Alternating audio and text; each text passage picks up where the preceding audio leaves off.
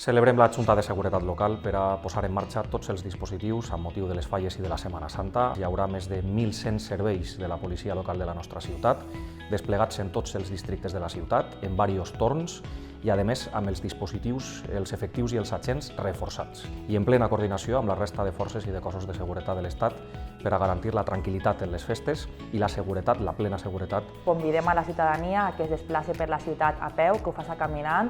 i que si ha d'utilitzar el cotxe de manera necessària, que utilitzi les vies perimetrals. També als visitants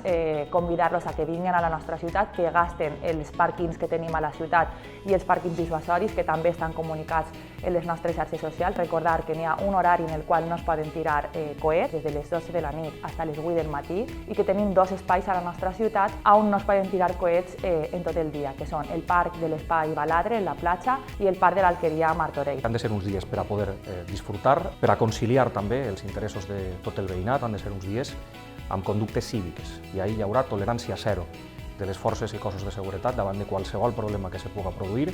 i davant de qualsevol conducta incívica.